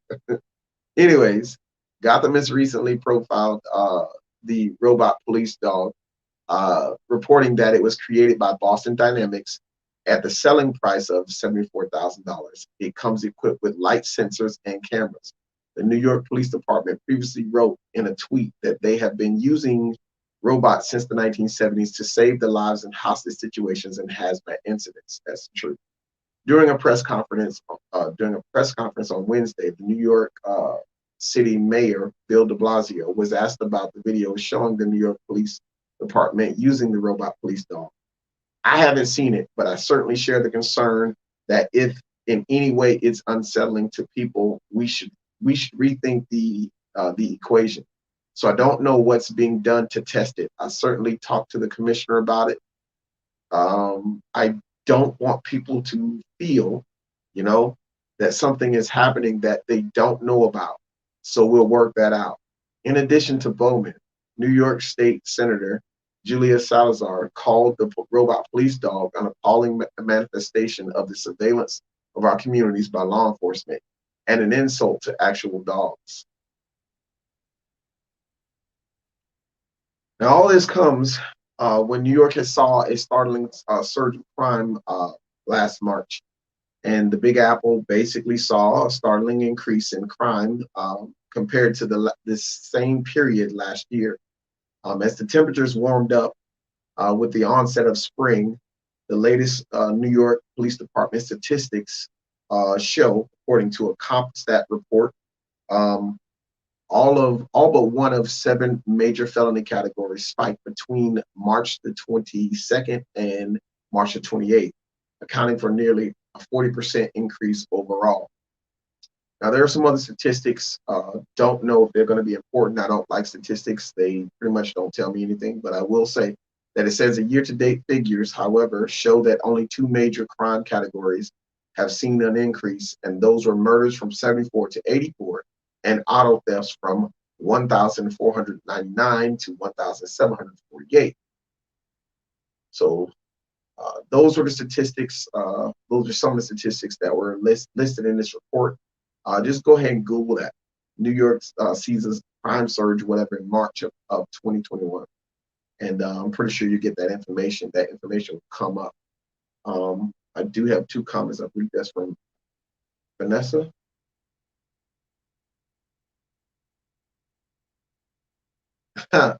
Yeah, I don't like it. I didn't like it when I first saw the Boston Dynamic robots that were shooting the targets. Because I saw this as a replacement for U.S. soldiers, and I saw this as just another way to kick, kind of like Walmart's doing right now. Everything's go online.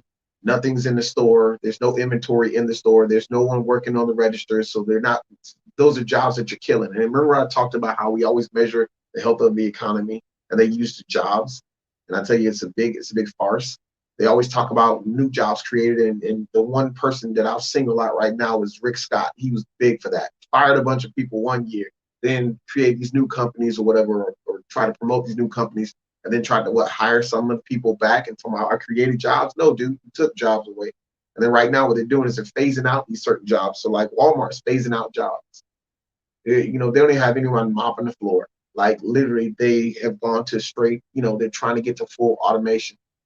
I'm not working for y'all. I don't like to go there and check myself out, be honest with you. You do, I'm already paying you. So, and it's not like the prices have gone down. The more that they move to automation, it seems like the prices are going up. So what are we sacrificing here? So this is what I saw with the Boston Dynamic. Just my personal opinion. I didn't like it. I didn't feel like, we should be putting money towards that when we got cancer, which, I care deeply about.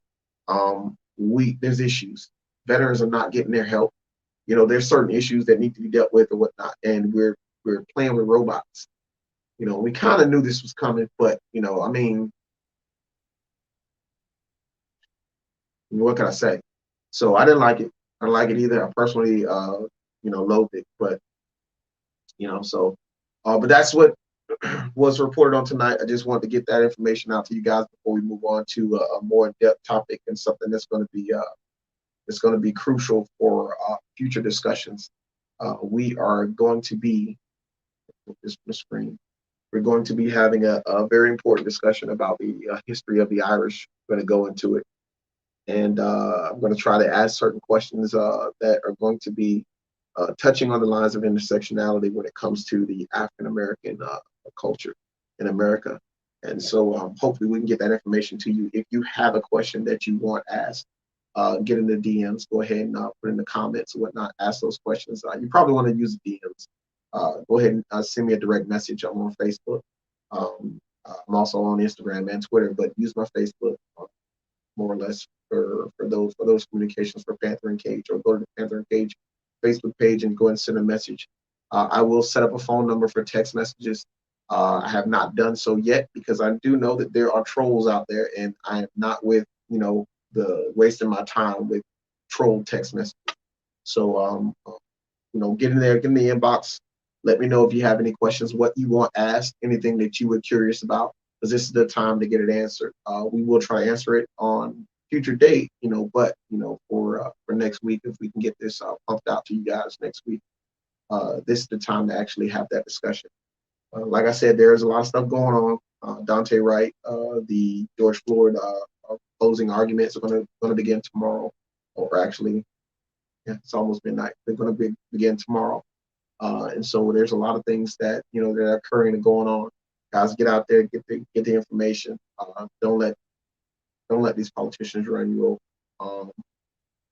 They're glossing over, so throwing policies in these bills and glossing over all this stuff so it can be quickly passed. And some of this stuff needs to be deliberated. Some things need to be pushed straight through. Some things need to be deliberated. So I want to thank you all for participating tonight. Thank you for the interaction, Vanessa. And I do believe that was never seen this person before from the Let's Talk About It group, Lala. Thank you for participating tonight. If you guys like the show or hate the show, let me know. Go ahead and get in the comments. Tell me how we can improve, what you want to see, and those things that you find that are important that we haven't touched on yet.